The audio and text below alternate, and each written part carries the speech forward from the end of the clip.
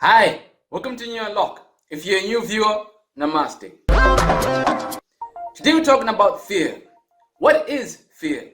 Fear is basically your mind creating horror movies about a situation.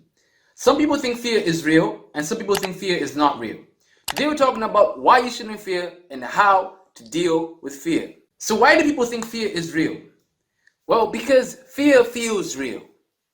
Your subconscious mind can't tell the difference between imagination and reality.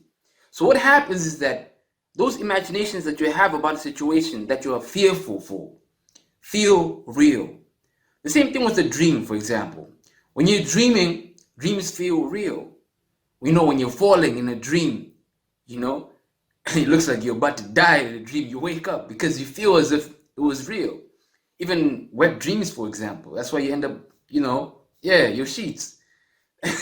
That's how it is. The subconscious mind can tell the difference between imagination and reality. So it feels real. But why isn't it real? Because it's in our imagination, not in our reality.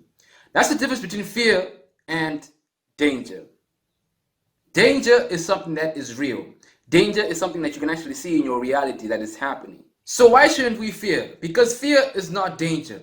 Of course, fear can be helpful in a moment of danger and help us get away from danger. But then comes a time where fear can put us in more danger when trying to get away. So facing your fear is a good thing. Another reason you shouldn't fear is because fear messes with your confidence.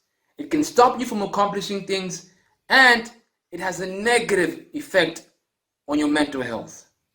That's why it's really important to understand that if fear is not in a moment of danger and your reality is okay, then fear is just in your imagination. There's nothing to worry about. When dealing with fear, we have to ask ourselves, what's the worst thing that could happen? In this situation, whatever it is that I'm afraid to do, whatever action that I'm about to take, what's the worst that could happen? And if the worst that could happen will not kill you, why are you afraid? If you're not dead, you have another chance, right? Plus, whatever it is that you're afraid of, let's say you're afraid of rejection or making a mistake or whatever it is, there is always a lesson in it. There is always something to learn. You know what I'm saying? So you really have to get to the root and examine yourself, understand why this fear exists. When you start to understand why that fear exists, you start to understand more of why and how to deal with it. Another thing we can do when dealing with fear is to rationalize our fear. Because fear comes from your right side of your brain, which is the imaginative and creative side. So your right side of your brain is constantly creating these terrifying images which make you fear when you're about to take action in whatever it is that you're about to do, that you have fearful. So if we can shift from our right side of our brain to the left side of our brain and rationalize our fear, analyze these imaginations. What are the chances of them happening? You know what I'm saying? You possibly find out that the chances are pretty low. You get what I'm trying to say? And if we can analyze whatever it is, this fear, these imaginations that we have, we can possibly find a solution to reduce the chances of that negative outcome from happening. But at the same time, don't limit yourself too much because of that fear. Now, you might hear somebody telling you, just force yourself to relax, just force yourself to relax. Relax, man. But then it's not that easy to relax. Of course, you can take away the anxiety through breathing. Yeah, true. But then you can't fully remove the fear just like that and just calm down, because there's completely two different states. Fear is, you're scared, you know what I'm saying? And calming down is like relaxed. Completely two different states. So how do you move from that 100 to 0 just like that? It's really kind of impossible. It's like telling yourself to relax or just calm down when you're excited. You know what I'm saying? Excitement and fear have got the same energy. Only that when you're excited, your brain is craving to take that action. When you're fearful, your brain doesn't want to take that action.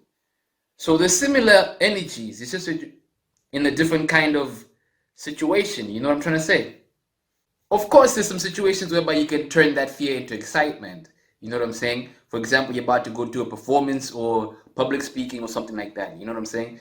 You can be scared, to go public speak. You get what I'm trying to say? But you can also turn that fear into excitement. You can turn that into excitement because, well, you're about to go public speak. You know what I'm saying? You're about to do something amazing. You get what I'm trying to say? So you can change that fear into excitement because public speaking or performance or whatever it is, you know what I'm saying? It's a beautiful thing. You get what I'm trying to say? It's that moment, it's like a highlight reel. You get what I'm trying to say? It's like something that when it happens, you'd be like, whoa, wow, man, that was amazing. You get what I'm trying to say? So you can turn it from fear into excitement because, well, you're bringing value to the people that you're speaking to. You get what I'm trying to say? So you have to be excited that you're bringing that value out there. Another thing is anchor thoughts.